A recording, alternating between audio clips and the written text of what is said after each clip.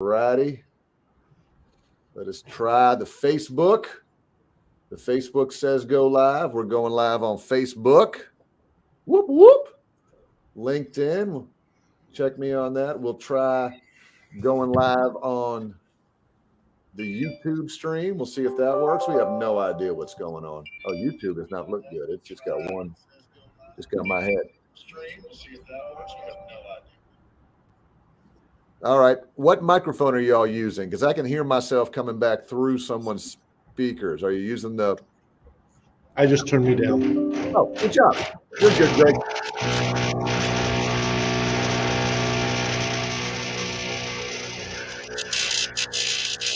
Right here.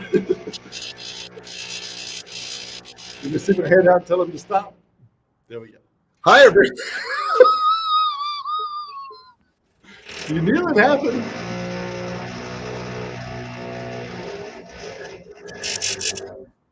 You want to postpone? No, it's just hilarious, isn't it? It's just, hey, everybody, those of you joining us, no. I can't even. You can't even. You can't.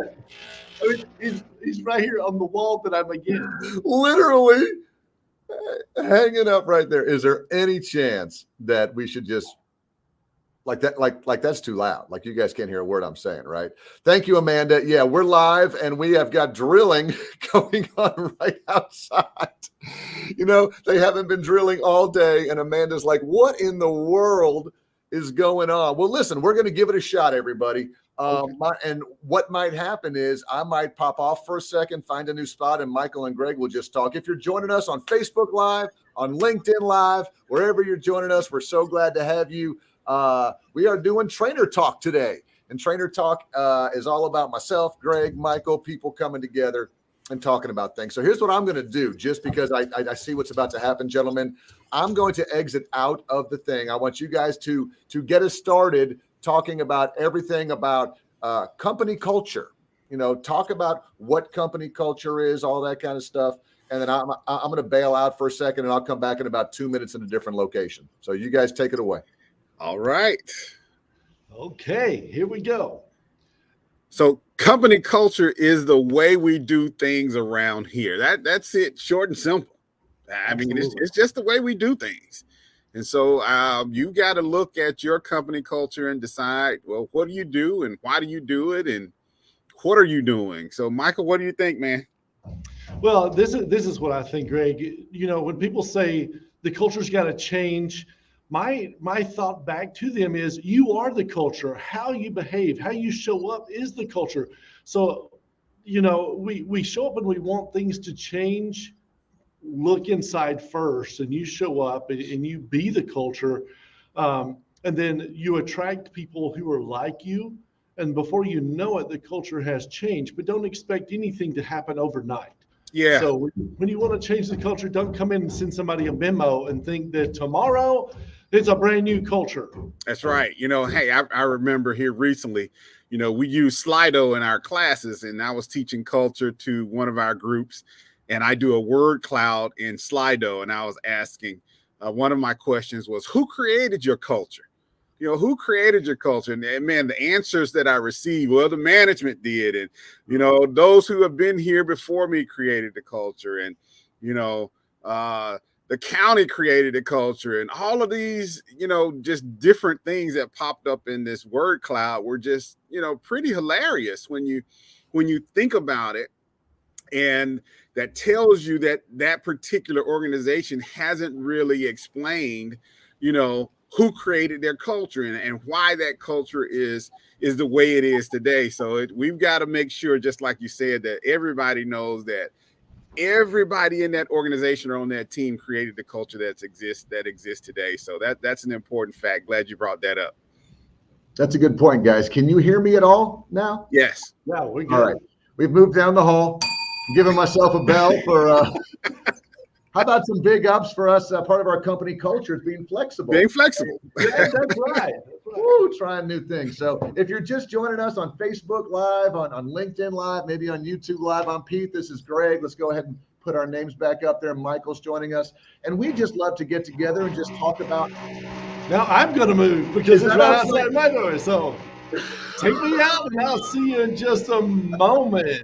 All right, Michael, go ahead and log off and roll on down to the other side. Oh my goodness. Well, this is priceless though, because again, maybe from a leadership style, we're all learning, change and how do you adapt to change. Let me go and take him out of the screen here, Greg, and just how do we adapt to some of these things? To make a long story short, y'all, we're getting huge numbers. We work in a building called the 2121 building, and so of all days, today is the day that they are posting a huge 2, a huge 1, a huge 2, and a huge, probably 6 foot tall for each of these lit signs on the sign right outside our train. Greg, I think you're okay. I think you're the For one. now. Who knows? Who knows? Who knows what'll happen? So thanks for being flexible with us. And something else that I really want to do, Amanda's enjoying. Yeah, of all the days, Amanda, thank you. But we want this to be active and involved. So if you want to leave a comment on LinkedIn, because I want to hear about your culture, how you're adapting. We all work in local government. So Greg and I and Michael, we're trying to figure out what a pre-pandemic, post-pandemic organizational culture looks like in local government here. We've got different cities, but we've all worked different places. Greg worked for large companies, so did I. So we kind of have this idea about culture that we can kind of figure out as we go. So Greg, let's start with this one, me and you. So, but before we even get into what pre and post looks like, who defines the culture? And there's really no right or wrong answer to this. Does management say this is how we want the corporate culture to be, suck it up and join in? Or do employees in an organization start building it and managers get a feel for, well, I guess this is how they like this office place to be? What's your take on that? I think it's both. I think the employees have to really be engaged in what they want that culture to be, look, and feel like.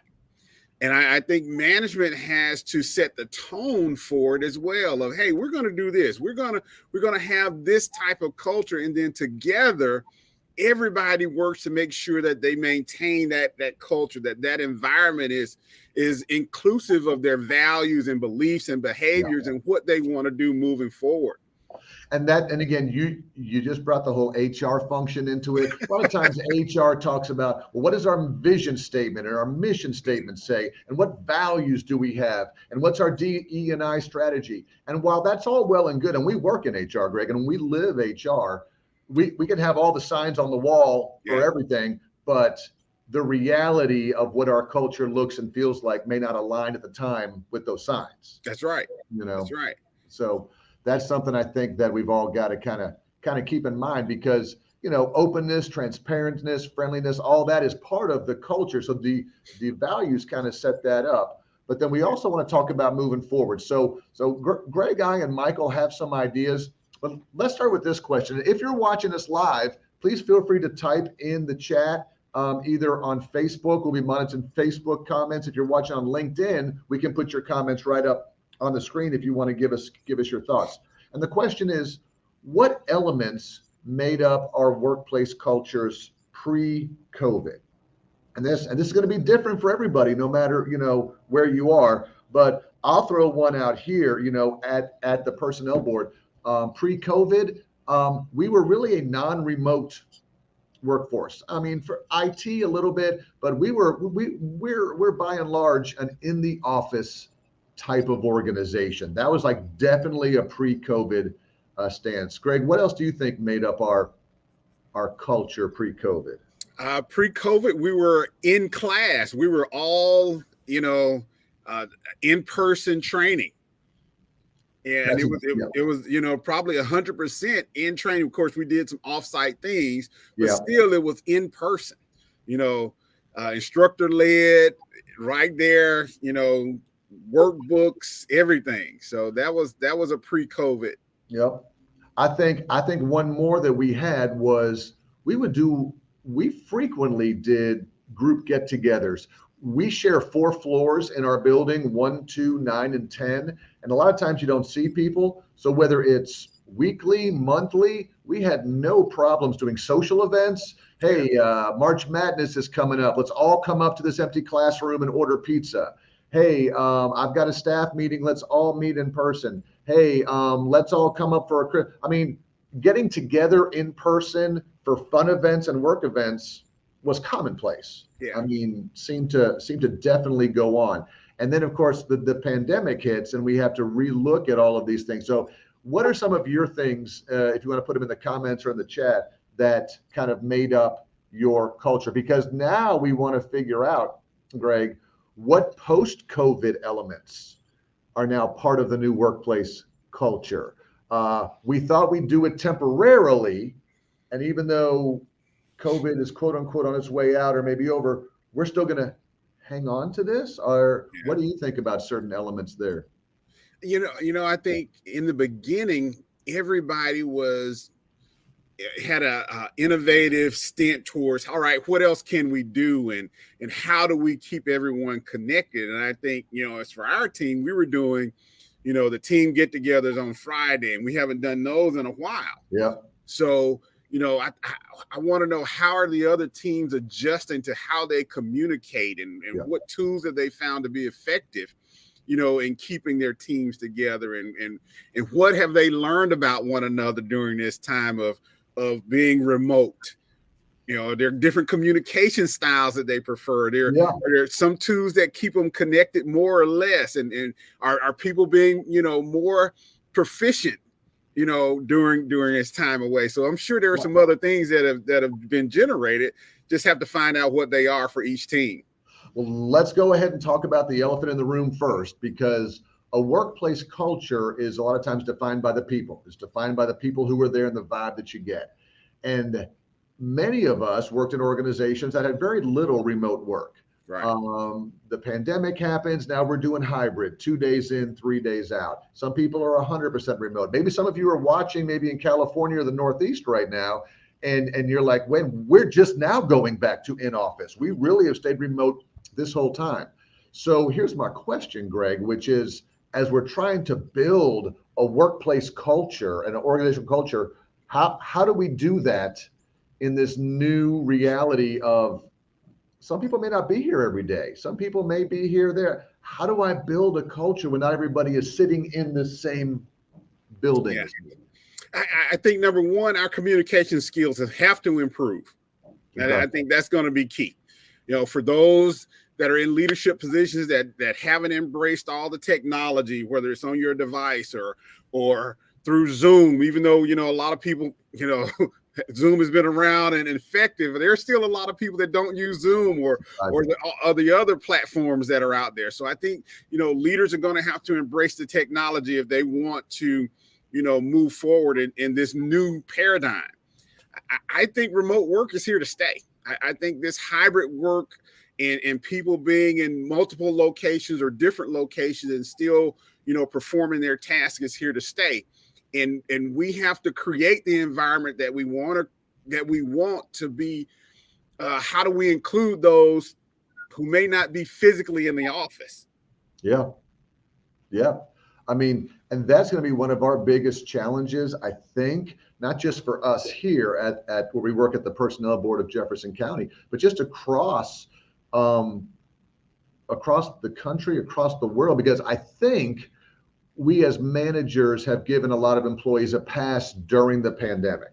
Okay. Like if you're working remotely, I see some of your work coming in. I'm not really micromanaging you, but everybody was going through the pandemic and we're just happy that the technology works. And I can't believe we're connected and you are getting some of your deliverables done. Again, this is, not for manufacturing or anybody has to go in. Right. But now that we're doing it permanent, I think we're saying, well, I want to see exactly what your input is, not from a lack of trust or anything like that. And so it's kind of a management style thing, isn't it? I mean, management styles have to kind of change a little bit. Right. And I agree with that. And so, does your environment now and your culture now say that you have a certain meeting day or a certain check-in time or there are certain responsibilities in Slack or whatever tools that you're using that now I have to say these 3 items or these 5 items have been completed. And my culture now is more of a in-person check the box and face-to-face meetings versus come into the office and do these things. And I got to tell you, as a manager, this is so much harder because when everyone's in the office, I can always just walk down. Hey, how you doing, Greg? Hey, what do you need? Hey, Michael, how's everything going? If those who just joined us, Michael's back. We have gone away from the drilling and the issues that are as we're redesigning our building, making it look great. But that's why Michael popped in, because I had the same issues. But Michael, we're just talking about just managers struggling because, like I was telling Greg, I like the fact that I can roll over to your desk or come on down. And now I might be like, Michael's working remote 2 days this week. I should call him and check on him. Someone's come up, I'm not going to call. So, I mean, it's almost like, do managers have to create some type of routine or some type of new expectations for employees who are going to work remote? What does their training need to be for a manager to know how to communicate like that? Yeah, it's really just setting those expectations and having a call and checking in every once in a while. I don't think you need to micromanage, but you definitely need to drop in every once in a while, have a conversation, but set the expectations up front when you know that you're going to be working remote, and weekly check-ins. We have those weekly check-ins. Hey, what does your week look like? There's no need to have that manager pestering thing. Sorry. Check in and go back and forth. I'm right here. Right. But have that back and forth. Make sure that both of us are open to receive calls. Make sure that there's an open communication. I think that's the best way. When I can reach out and when I can talk to Pete and Pete can reach out and talk to me, and neither one of us are caught by surprise. I agree. That's the best way. If anyone's watching live right now, on our trainer talk, our comment or our topic is the new workplace culture and all these little factors and elements that make up the workplace culture. Please comment in Facebook or LinkedIn. Let us know. Say, hey, what are your thoughts? How are you dealing with this whole hybrid remote thing? And again, we work in local government, so we have a lot of organizations: public safety, police, fire, the health department. So this one component of workplace culture isn't even applicable to them. They're like, this is not how we run. We can't run our organization this way. Let me ask you guys about, this new idea around computer tools and technology in the new workplace culture. Before, it was people had to know the Microsoft Office suite for the most part, Word, Excel, PowerPoint. And maybe if you worked in HR, different functions, you got to know your specific software. Now, are we saying you have to learn a whole bunch of new tools to have a minimum level of expectation? I just put down here Zoom or Slack. What are your take on this expectation of technology usage, Greg? I think it's a must, Pete. In today's age and what we're doing, everyone is walking around with a device.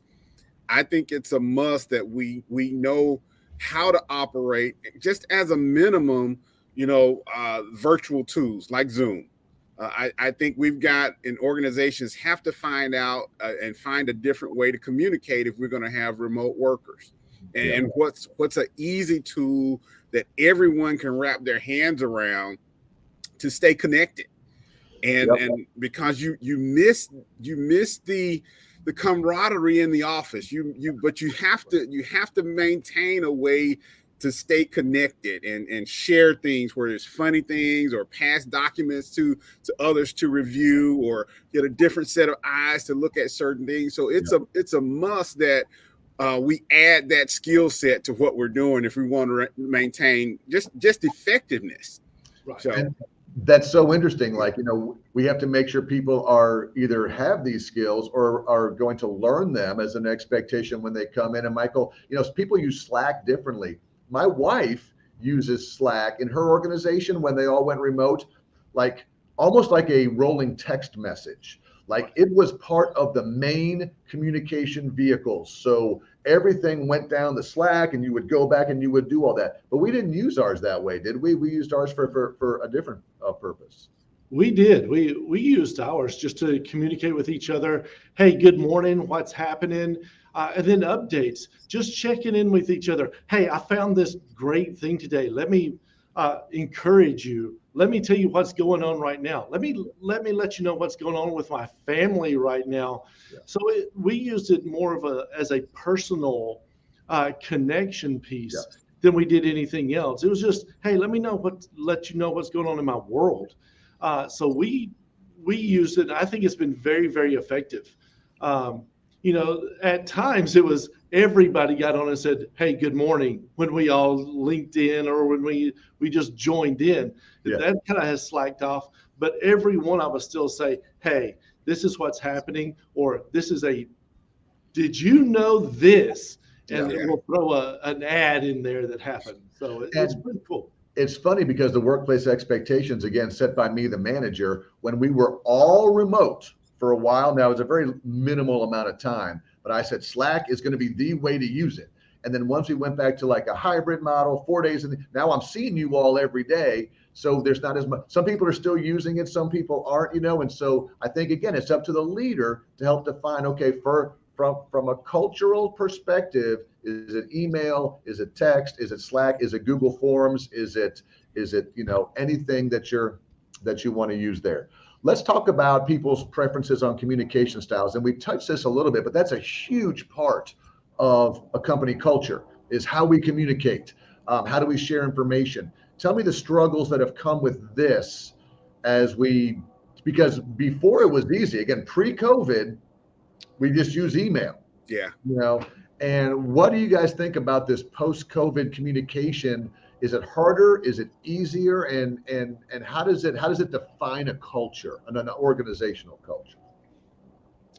Well, I think that what's happening now is most companies are either not communicating everything or we're communicating the key things. So what I mean by that is the communication that's really good, the companies that are communicating, we're communicating the key things that need to go out. So if I really need some stuff to go out, I don't do a lot of fluff. I don't do a lot of nonsense communicating. I tell you what you need to know, which I think people are appreciating more now because people say, why are we having this meeting? You could have just sent it to me in an email. I think a lot more of that's happening today. Of course, we have the Zoom fatigue, but communication styles, we are learning through this what to communicate and what we don't necessarily need to communicate. So that's my take on this. No, I think you hit it good. I mean, Greg, I tend to over communicate. I like overshare. And again, if people are working remotely, is there an expectation that they read their emails all the time? Is there an expectation? Because the whole beauty of remote work is I'm going to step away from my desk to do a load of laundry. I'm going to step away from my desk to kind of do this or pick up my kid from school. Well, in the past, the expectation is your email's always popping up all the time. You're in the office, so I can respond right away. Well, now I'm getting frustrated, but I'm letting you work remote, but you're not responding right away. So again, how do we handle all of these communication styles with remote and hybrid work as part of our culture? Yeah, and I think it's changed. I think the communication style has probably adjusted as well because we're inundated with text messages and we've got Jabber that's an expectation there, and we have Slack messages, and so I've got to look at multiple things or multiple pieces of communication. And am I expected to respond to each and every one of them as soon as I receive them? So I think that, in that culture, we have to say, hey, this is what the expectation is when you receive this message, respond, or you have an hour to get back with me, or whoever is communicating should say, this is urgent, please read the entire message. Because now in this day and age, with all of these things, we're so used to at 3 to 5 second, blurb that's coming across because we're scrolling or something and we scan and may not get the gist of what's being asked.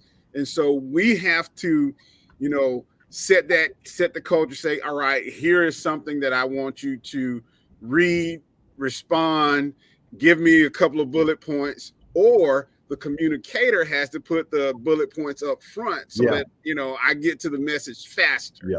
Right. All right, let's talk about FaceTime. All right. This could be part of a culture, hey, no one can leave early. If the boss is still working, we can't leave early. I want to make sure I go down and shake hands and glad hands and kiss babies, whether you call it relationship building, networking, FaceTime in the office. Everybody was on an even playing field. Well, what now if you're working as part of the culture with people who are some are remote, some are here, and now managers are making better relationships with people who are in the office versus remote because I can talk to you quicker, so now you get more projects and you. So the culture around FaceTime has shifted from, it just is part of who we are to now does it become almost I hate to say a strategic initiative, but how do we handle this? Because I've seen some research and some studies that say that younger people who love the remote work are also scared because if I don't have time to showcase my skills in person with my supervisor and someone in the office does, is there some type of internal bias there that they're going to hold against me? Any thought, Michael, and any thoughts on that? Yeah, absolutely. I jotted down a few words as we were preparing for this, and one of the things that we as leaders have to do is this: we have to be aware.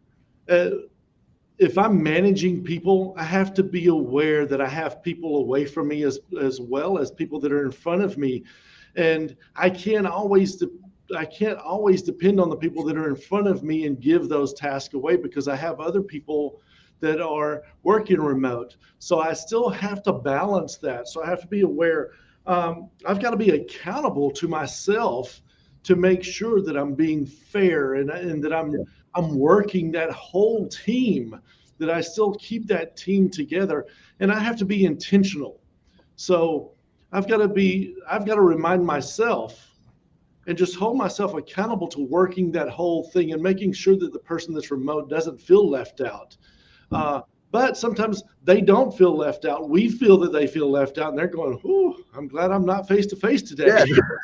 Yeah, I don't want that list of things, but it's our responsibility to work the team and to make sure that the team stays a team and we're not individualizing.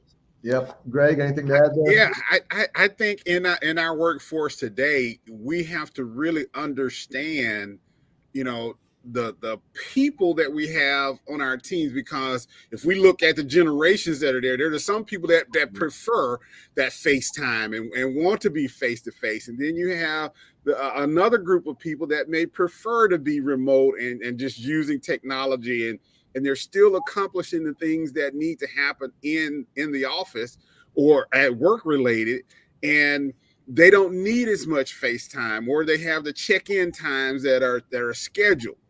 And we know we're going to have a Monday meeting or a Thursday meeting or whatever it is. And then we have to make sure, when everyone says that we have an open door policy, well, maybe that open door policy is now, hey, I've got the flexibility now to create a FaceTime, on Zoom, or I've got the ability to create a FaceTime through Slack, where if there's something that I need my leader for, I have the ability to say, all right, push this button and we can see each other and talk and walk through whatever my issues may be. Right. So I think you're right.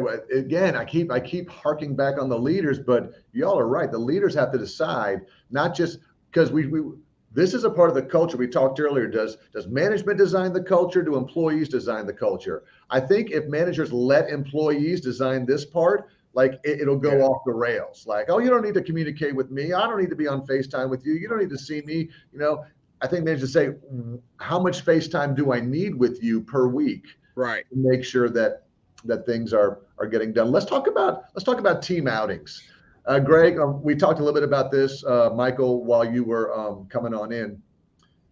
Part of the culture in your organization may be that we go out for lunch as a team once a month, or we all meet for breakfast, or we have offsites. Maybe we have in-person and not necessarily meetings. So I'm not talking about your staff. I'm talking about just the culture here is we have a fun time getting in person.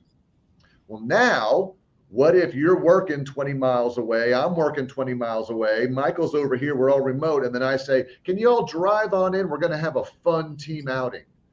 And so part of that might be, I don't want to drive all. So what's your take on in person? Like, what are some of the struggles where we're going to have to overcome with this? Greg, we'll start with you. I think the struggles we're going to have to overcome now is what's the value in, people that are having to drive 20 miles. What's the value of us getting together? Are we getting together to just, sit there and laugh and joke? If that's the case, let's get together. Hey, we're going to shut down early on Thursday. Everybody go outside on your deck and pull up, Zoom for 15 minutes and, grab your cup of coffee and sit out in the sunshine. And we're going to just talk and laugh and catch up. Okay. So the paradigm has to shift. Yeah. And so but the leaders and the group have to decide, well, what's the value in all of us being in the same place at the same time? And, once we determine what that is, now, everybody has to say, yeah, I want to do that.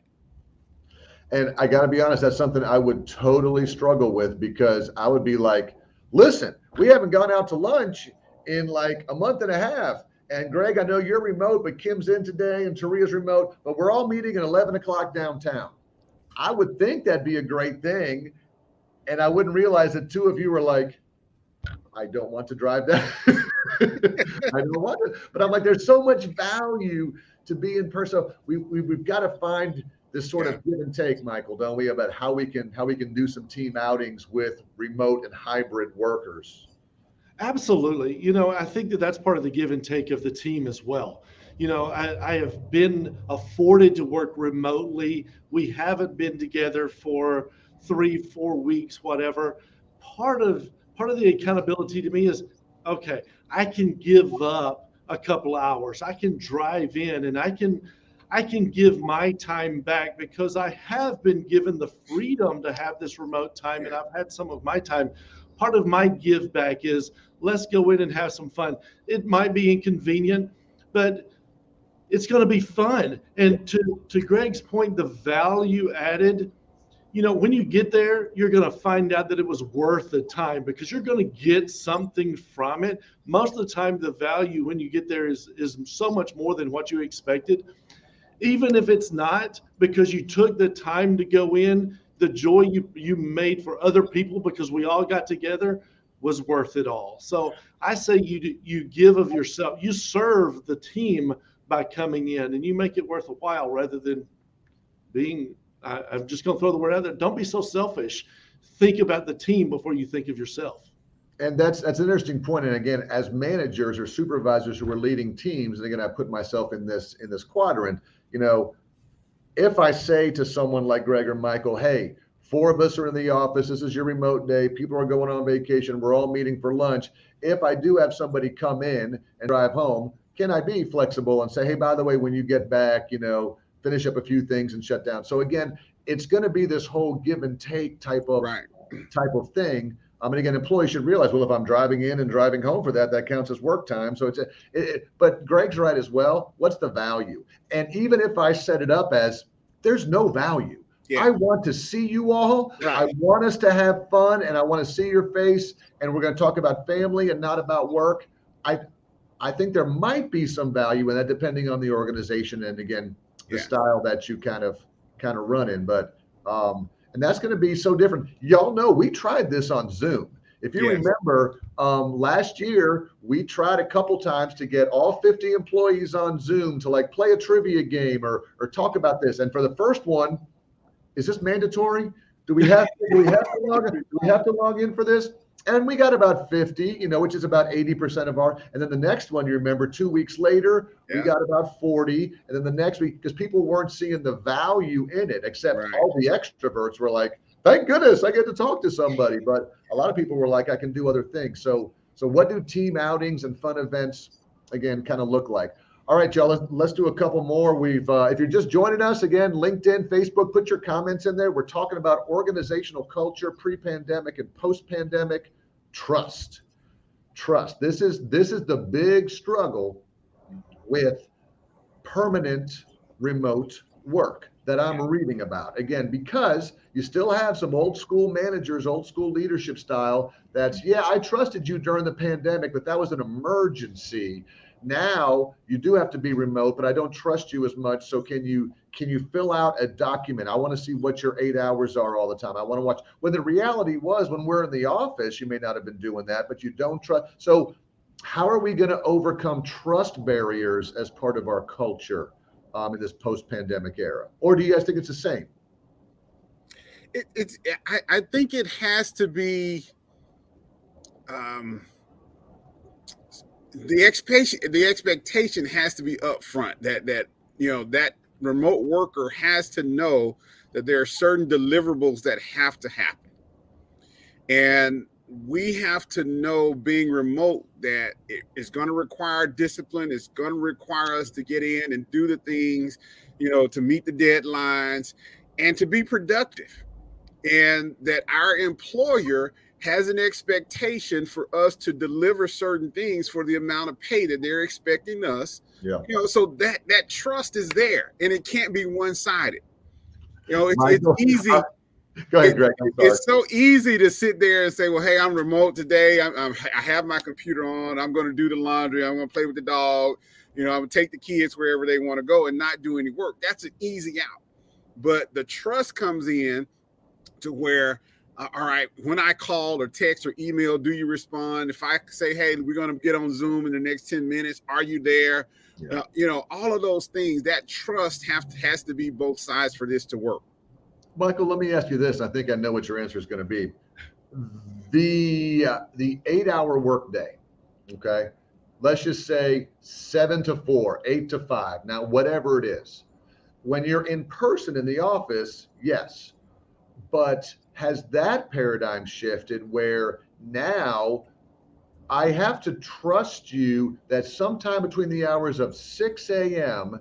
and 10 p.m. at night, you are going to have delivered 8 hours of quality output for me? Can I trust people to do that? Or do I still have to say, I need your work done between 8 and 4 and 8 and 5? How do I do that as a manager? I say trust first. As a manager, you have to trust your people to get the job done. It doesn't, personally, we'll put it in your time parameters between 6 a.m. and 10 p.m. As long as it gets done, it really doesn't matter what time it gets done. That it gets done is the priority.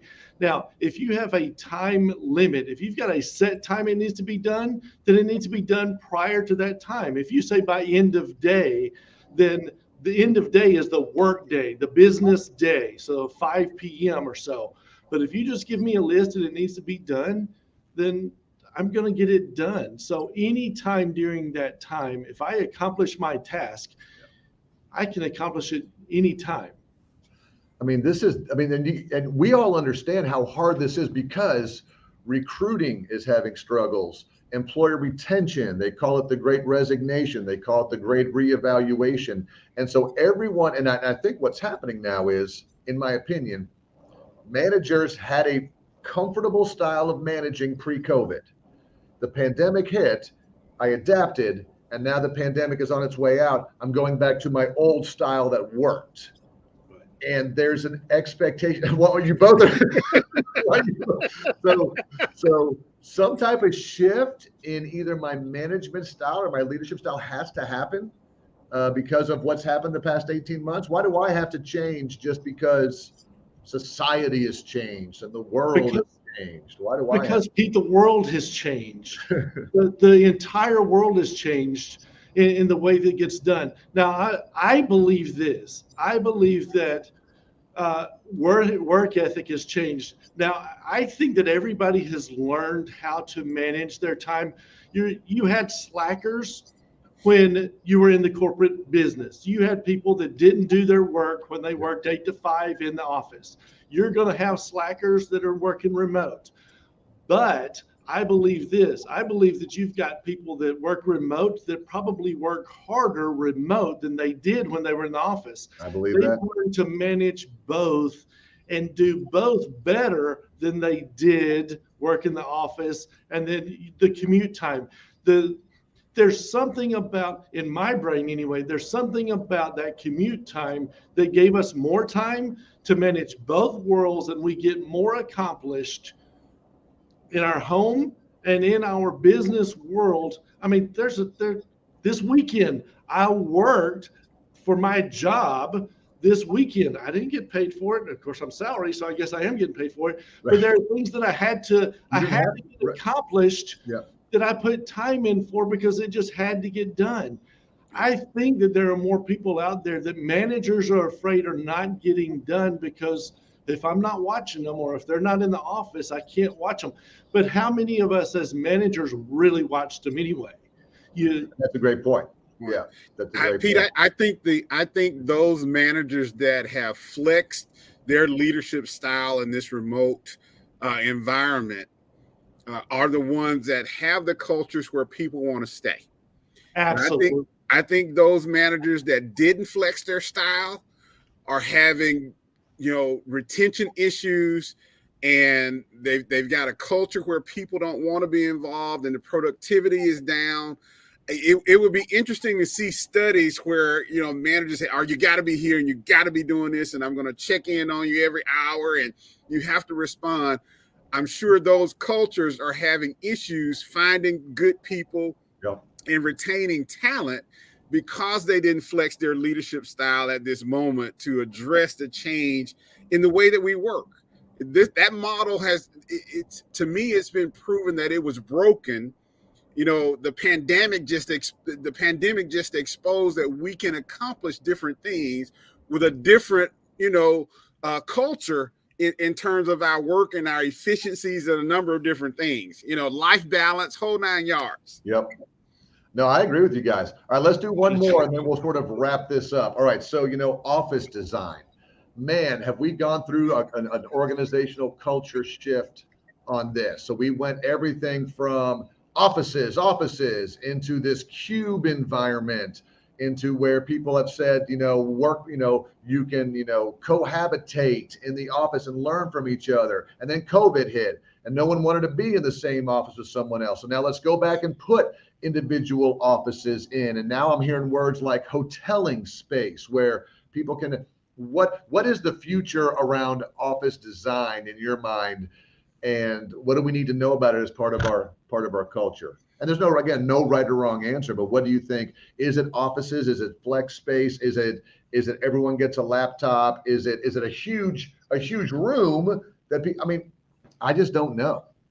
I think it's everyone has a laptop because I think we're more conscious now of what we touch, people being sick, cleanliness, just viral things. I think it's going to be, hey, if there's issues and somebody's really, really sick in the office, that we have the ability to spread out or just distance ourselves or remove ourselves totally.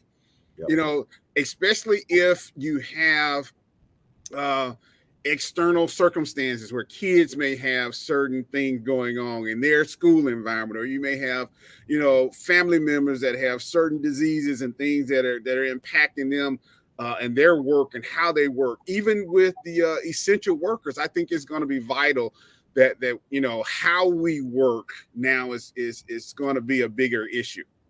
Yep. Michael, what do you think, buddy? I think very much the same that Greg does. As you can see in the background, when you have Greg up, we had an open space. Now you've got some petitions up and that kind of thing. But for the most part, we've got a mobile office. We all have our laptops. If something happens in our office, we pick up our laptops. We can move. We can go to a different room. We can go home if we need to go home. We are able to move and be mobile and work wherever we need to work. We have a home. What I mean by home, we have a home station in our office that we can sit down and work. I think that is the future. If I need to move into a different location on my floor, I can do that to be away from people if we need to spread out. I think that's the way to go. And then if something happens, a flag goes up and we need to be remote, we can do that in a moment, but still be able to work. Mm-hmm. So just being flexible, companies making it flexible to where I can work wherever I am is the most important thing. That's what we always come back to, because I think all the people who design office environments, because we want to have an open culture and an airy culture and this and that, they got hammered with everybody during COVID going, well, then I couldn't bring everybody in because they didn't have safe spaces. But now if you build too many offices, the culture looks like everybody goes into their offices and closes the door and doesn't come out. But what's the difference between that and somebody working remotely? Because if I'm remote, Right. so I mean, there's all of these things that you kind of have to bring out. So, all right, let me check for comments real quick. And here's my last thing for you guys. Are there pre-COVID culture elements that need to go away forever, or are there some that need to be carried over? So again, one of those, is everybody in the office all the time, no remote work. That is a pre-COVID type culture thing. I'm okay if that goes away. I think there needs to be some type of flexibility. Anything else, Michael or Greg, that came out of the pandemic that's good, that you like? What post-COVID elements are now here to stay? What's your take on anything that's changed culture-wise over the past 2 years? I'm gonna make a general statement, which is always dangerous to make a open general statement. But this is what I'll say. If you had any rigid, hard, fast rules, at least take the time to review all of those. Look to see if you can make it flexible at all. I'm not going to say it needs to go away, but I think you need to get a team to look. Don't just take your own perspective, but get a team, at least 2 or 3 people, to look at those hard, rigid rules and see, can we flex those at all? Is it necessary for it to be hard and rigid, or can we bend those a little bit? Is there anything here that's going to drive people away? Yeah. Or does it need to stay hard and fast? Yeah. Because at least have the conversation. And that's a great point, Mike, because people always say, well, how do you define a corporate culture? And my response is always find someone who works in that company and then go and say, hey, what's it like to work there? Hey, what's it like to work at Regions Bank? Hey, what's it like to work at the personnel board? Hey, what's it like to work at Alabama Power? And when they say, oh, we're open, we're honest, we're flexible, or do they say, it's a train wreck? Right. They're not, so that's part of it. Greg, anything else from you around culture? I think the one thing is we should have realized that we don't have to be face to face to be productive. Mm-hmm. And I think if the pandemic didn't show us anything else, is that we have the ability to be anywhere in the world and still be productive. Yep. And that is going to continue to be one of the things that if organizations don't shift to that, if they're still forcing everybody to come in, they're going to lose a lot of talented people who for no other reason just want to have, the autonomy to say, hey, I can work from home, or I can work from this location or this city and still be effective and still be able to lead a team of people. Yep.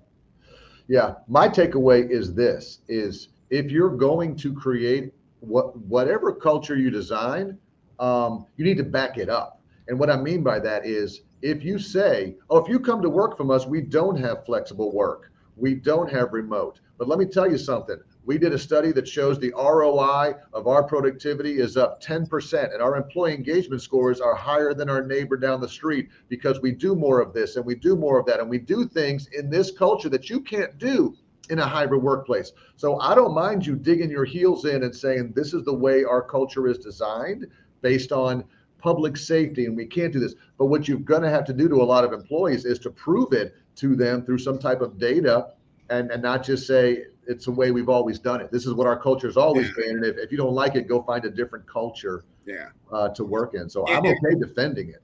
Yeah. And on that point, Peter, I think for those cultures that don't have the capability to be remote, they have to think of ways to be engaging to keep the people that have to come in. Those essential workers, they have to find ways to do more things or just be creative in that space to show appreciation or change that culture where people are excited about coming in because what they're doing and why they're doing it is so important to the big picture of that organization. Yeah. And I'll take it a step further, Greg. You're talking about the future of of that career path. Okay. So employees are talking right now. and employees are talking with their friends at little league ballparks and grocery stores, and they're meeting people and they're talking to the grocery store going, hey, how'd you do today? Oh, I had to work all day today, 8 to 6, because I work in police, fire, or healthcare. How about you, Pete? Man, it was tough. I had to sleep in till 8, but my boss lets me do my laundry during work, and I did that. And so now maybe the people aren't going to change their careers, but they may be telling their kids and their grandkids, hey, don't go into this field because of this. And so now what's the future of these professions going to look like? So there's some long-term ramifications to what happened, with COVID on these ones. So again, Greg, your point is, if I can't let you do this, I can't let you work remote, I can't let you do, what can I do? Yes. What do we have that makes this an employer of choice? Yeah. To that point, there's a lot of stuff going out there on social media now. Don't tell your people where you work that we're one big family, because work is not family. That's a great point. But what you can do is you can create the best community in the world. Mm-hmm. You should have the best relationship in a community, because you do want to be the best community to live. Where's the best place to live in the world? Well, where's the best place to work in the world? And you want to attract people to come and work for you. And the best place to attract people is to have great relationships. A place you get to go to work, not a place you have to go to work. Yeah, exactly. Perfect. And we'll also wrap it up by saying, I'm glad all three of us are in the office today. So thank you guys for being. Although this might have worked better if we're all remote, there's all the drilling going on. So if you watch this, tell your friends. We do trainer talks on our Facebook Live page. Follow us on Personnel Board of Jefferson County. We'll have some lunchtime learning blast on our Facebook page coming up as well. We want everybody to get better, whether you work in local government or in the private sector. We hope these tips have helped today. So gentlemen, great job. I appreciate you. Thank you so much today. All right, Pete. All right. Thanks, guys. We'll see y'all later. All right. Bye.